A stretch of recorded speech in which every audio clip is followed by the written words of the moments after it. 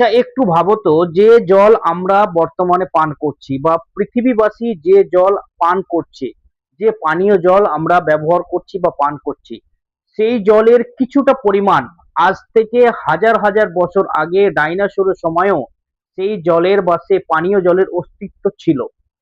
কিন্তু প্রশ্ন হচ্ছে যে এটা কিভাবে সম্ভব? আজ থেকে হাজার হাজার বছর আগে যে জলটা আমরা পান করছি সেই জলের পরিমাণ, কিছুটা পরিমাণ সেই সময়তে উপস্থিত ছিল পৃথিবীতে। তাহলে সেই জল কি শেষ হয়নি? এখন কি সেই জলের অস্তিত্ব রয়ে গেছে? উত্তর হবে হ্যাঁ।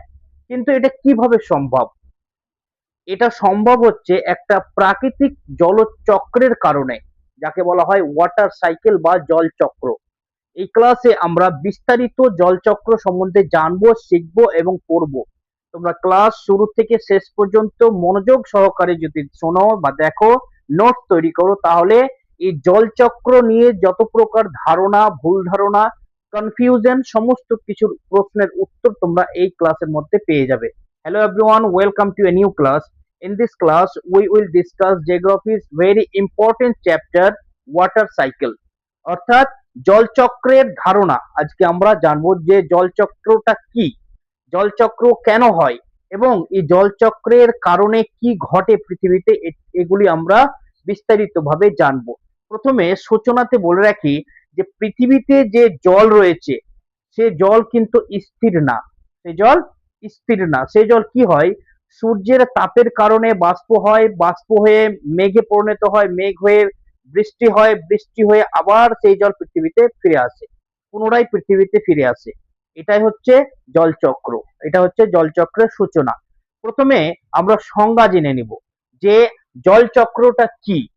জলচক্রটা কি? জলচক্র হচ্ছে যে পৃথিবীতে যত প্রকার জলাশয় রয়েছে সেই জলাশয়ের জল সূর্যের তাপমাত্রায় বা সূর্যের তাপে গরম হয়ে সেটা বাষ্প হয়ে বায়ুর সাথে মিশে যায় এবং সেই বাষ্প উপরের দিকে উঠে যায় এবং মহাকাশে বা মহাশূন্যে গিয়ে সেটা শীতল হয়। শীতল হয়ে ছোট ছোট জলীয় কণায় রূপ ধারণ করে এবং এই ছোট ছোট জলীয় কণা একত্রিত হয়ে মেঘ তৈরি করে এবং যখন মেঘের পরিমাণ বেশি হয়ে যায় বা ভারী হয়ে যায়, তখন সেটা বৃষ্টি রূপে বিন্দু বিন্দু জলের রূপে পৃথিবীতে আবার আছড়ে পড়ে, যেটাকে আমরা বলি বৃষ্টি। এটা কি বলে? জলচক্র। ঠিক আছে?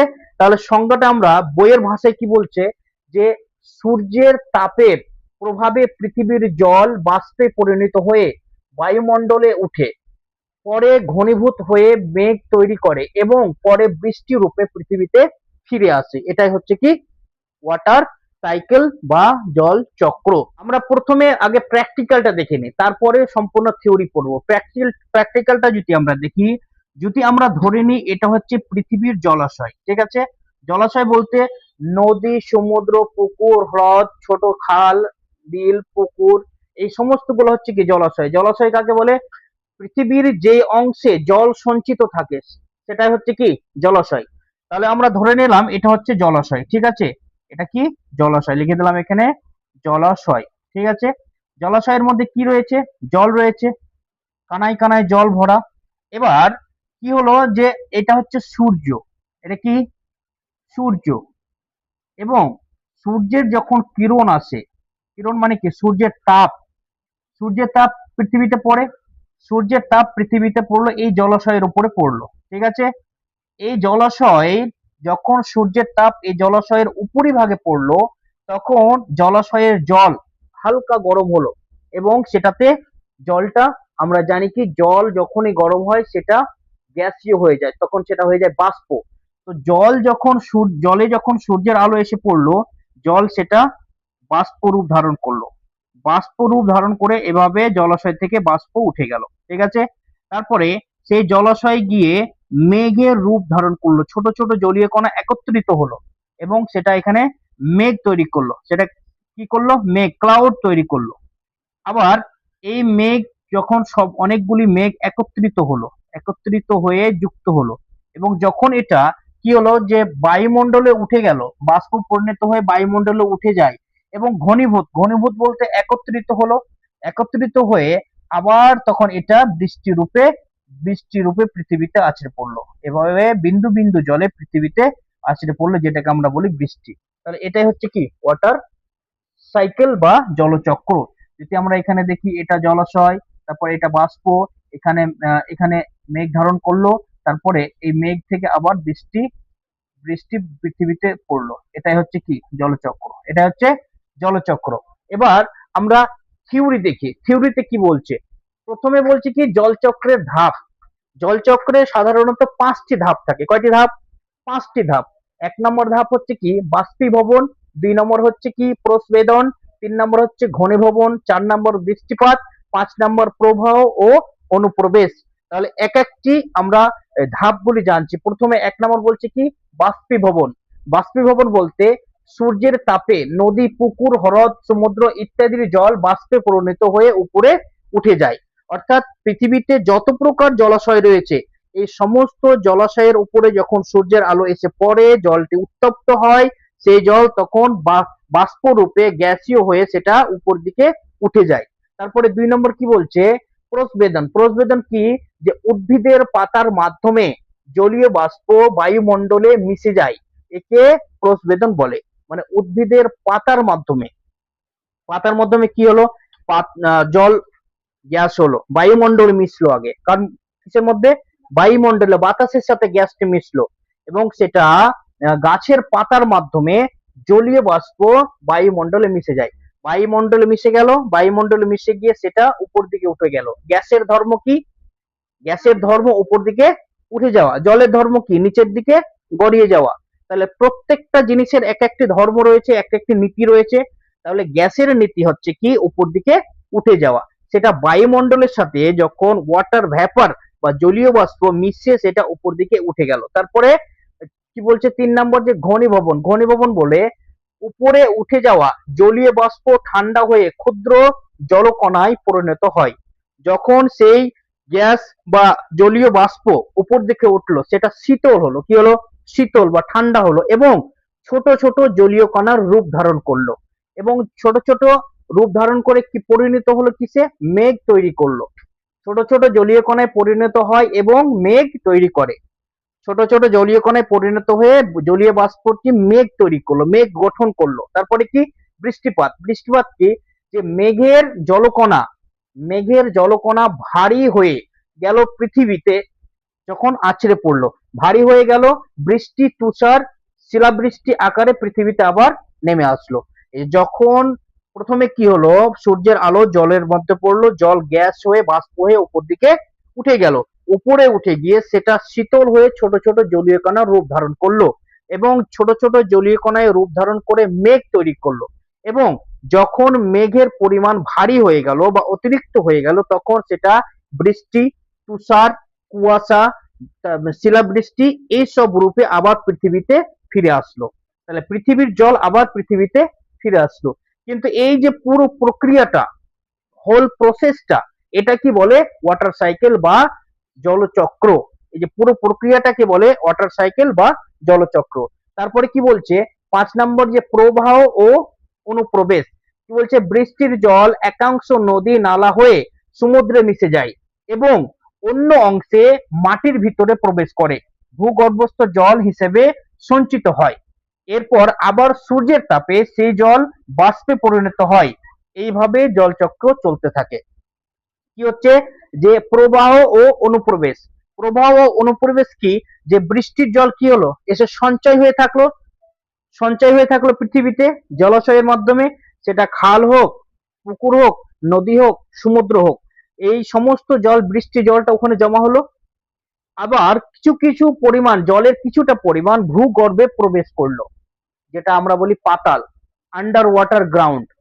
ঠিক আছে, মানে মাটির নিচে যে জল রয়েছে যার মাধ্যমে আমরা মিষ্টি জল বের করি, পান করি বা আমাদের নিত্য প্রয়োজনীয় কাজ সারি। তাহলে বৃষ্টির জল কি হলো প্রথমে ভূমির উপরে বা জমিতে জমা হলো, কিসে? নদীতে, পুকুরে, হ্রদে, সমুদ্রে, সব জায়গাতে জমা হলো এবং জলের কিছুটা পরিমাণ ভূগর্ভে প্রবেশ করলো। ভূগর্ভে প্রবেশ করে সেটা ভূগর্ভস্থ জল হিসাবে সঞ্চিত থাকলো। তারপরে আবার সূর্যের তাপে সেই জল বাষ্পে পরিণত হলো, বাষ্পে পরিণত হয়ে উপরে গেল, উপরে গিয়ে সেটা শীতল হলো, জলীয় কণা রূপ ধারণ করলো, জলীয় কণা থেকে মেঘ তৈরি করলো, মেঘ গঠন হলো। মেঘের যখন ওজন বেশি হয়ে গেল তখন আবার বিন্দু বিন্দু রূপে পৃথিবীতে আছড়ে পড়লো। আবার বৃষ্টির জল পৃথিবীতে জমা হলো কোথায়, নদীতে, হ্রদে, সমুদ্রে, সব জায়গাতে সঞ্চিত হলো, কিছু জল ভূগর্ভস্থে গেল, আবার সূর্যের জল তাপে সেটা বাষ্প হলো। এইভাবেই ওয়াটার সার্কেল বা আহ, জলচক্র চলতে থাকে অনবরত। এবার হচ্ছে কি যে গুরুত্বপূর্ণ কি, গুরুত্ব কি রয়েছে জলচক্রের গুরুত্ব, জলচক্রের গুরুত্ব কি রয়েছে, গুরুত্ব হচ্ছে কি প্রথমে বলছে পৃথিবীতে মিঠা জলের ভারসাম্য বজায় রাখে। পৃথিবীতে মিষ্টি জল কত শতাংশ, আমরা কি জানি যে 71% পৃথিবীতে জল, কত শতাংশ, 71% জল। এই 71% জলের মধ্যে 3% জল হচ্ছে মিষ্টি জল, অর্থাৎ সুইট ওয়াটার, সুইট ওয়াটার পানীয় জল বা সেফ ফর ড্রিঙ্ক, মানে এই 3% জলকে আমরা পান করতে পারি 71% জলের মধ্যে। কারণ 3% জল হচ্ছে কি মিষ্টি জল, মিঠা জল বা ড্রিঙ্কিং ওয়াটার পানীয় জল। এবং এই 3% জলের মধ্যে 2% জল কি ভাবে রয়েছে পৃথিবীতে, বরফ, হিমবাহ রূপে রয়েছে, হিমবাহ রূপে বরফ হয়ে রয়েছে। এবং 1% জল পৃথিবীতে রয়েছে পান করার জন্য, জীবেদের পান করার জন্য। 3%-র মধ্যে 2% কি হয়ে রয়েছে, হিমবাহ হয়ে রয়েছে, বরফ হয়ে রয়েছে। এবং 1% জল মিষ্টি জল পৃথিবীতে উপস্থিত রয়েছে, প্রেজেন্ট রয়েছে, যেটা আমরা পান করি, সমস্ত জীব পান করে। তারপরে কি বলছে যে ভূগর্ভস্থ জলের ভান্ডার পূরণ করে। কোনো কোনো সময় এমন হয় যে টিউবওয়েল বা hand pump, shallow pump, boarding থেকে জলের মাত্রা কম আসে, কখন, যখন প্রচন্ড খরা হয়। কেন, কারণ তখন বৃষ্টি হচ্ছে না এবং যে ভূগর্ভস্থ জলভাণ্ডার সেটা মাত্রা কমে যায়। এবার এই জলচক্রের কারণে ভূগর্ভে ভূগর্ভে জলের ভান্ডার মজুদ থাকে বা জলভাণ্ডার পূরণ করে, যেটা খালি হয়ে যায় সেটা পূরণ হয় জলচক্রের ফলেই। তারপরে কি বলছে বৃষ্টিপাত ঘটিয়ে কৃষিতে সাহায্য করে। এই যে বর্তমানে বর্তমানে যে ধান রোপণের টাইম, এই সময়তে জমিতে জলের প্রয়োজন, বৃষ্টি হয়ে কৃষিতে সাহায্য করে। তাহলে জলচক্রের কারণে বৃষ্টি হচ্ছে এবং এই বৃষ্টি কৃষকদেরও উপকার করছে। তারপরে আবহাওয়া ও জলবায়ু নিয়ন্ত্রণ করে, নিয়ন্ত্রণ করতে সাহায্য করে। ওয়াটার সাইকেল বা জলচক্র জলবায়ু বা আবহাওয়া নিয়ন্ত্রণ করতে, ভারসাম্য বজায় রাখতে সাহায্য করে। তারপরে জীব জগতের অস্তিত্ব বজায় রাখে, কারণ জলের অপর নাম হচ্ছে কি জীব, জল ছাড়া জীব কখনো বাঁচতে পারবে না। তাই বলছে কি যে জীব জগতের অস্তিত্ব বজায় রাখে এই জল। তাহলে আমরা খুব সহজ এবং সরল ভাষায় জেনে নিলাম যে ওয়াটার সাইকেল বা জলীয় চক্র, জলচক্রটা কি। এবার কথা হচ্ছে যে এই অধ্যায়টি কেন ইম্পর্টেন্ট, ইম্পর্টেন্ট এই জন্য যে এই অধ্যায় থেকে জলচক্র, জলচক্রের ধারণা অধ্যায় থেকে প্রত্যেক বছর পরীক্ষায় প্রশ্ন আসে। প্রত্যেক বছর পরীক্ষায় এই জন্য প্রশ্ন আসে যে জল হচ্ছে একটি সেন্সিটিভ থিংস, মানে খুব একটা প্রয়োজনীয় জিনিস। জল ছাড়া কোনো জীবের অস্তিত্ব বজায় থাকবে না, জল ছাড়া কৃষি হবে না, জল ছাড়া কোনো কিছুই হবে না। আমরা হঠাৎ কেউ যদি পড়ে গেল রোদের মধ্যে, হোঁচট খেয়ে পড়ে গেল, ও জল খাও, একটু জল খাও, একটু জল খাও, কাউকে একটু খারাপ লাগছে, জল খাও, জল খাও। প্রত্যেকটা প্রয়োজনে আমরা প্রথমে প্রাধান্য দিই জলকে। সেই জন্য জল হচ্ছে অতিরিক্ত প্রয়োজনীয় একটি বস্তু, সেই কারণে জলীয় বাষ্প সেই কারণেই এই জলের রিলেটেড বা জলের সম্পর্কিত যে কোনো ধরনের প্রশ্নের প্রাধান্যটা বেশি হয়। সেজন্য প্রত্যেক বছর এই জলচক্রের বা জল অধ্যায়ের থেকে অতিরিক্ত বা বেশি বা প্রতি বছর প্রশ্ন আসে। তাহলে আশা করি তোমাদের এই জলচক্রে কনফিউশন বা যে কোনো ধরনের জিজ্ঞাসা, যে কোনো ধরনের প্রশ্নের উত্তর তোমরা খুব সহজে পেয়ে যাবে যদি এই ক্লাসটি তোমরা শুরু থেকে শেষ পর্যন্ত মনোযোগ সহকারে দেখো এবং যা বুঝলে সেটা তোমরা নোট তৈরি করে রাখো। তাহলে অবশ্যই অবশ্যই এই ক্লাস তোমাদের এক্সাম ফ্রেন্ডলি হবে এবং এক্সাম বা পরীক্ষার তোমাদের যে কোনো প্রশ্নের সম্মুখীন হয়ে তোমরা সহজে উত্তর দিতে পারবে।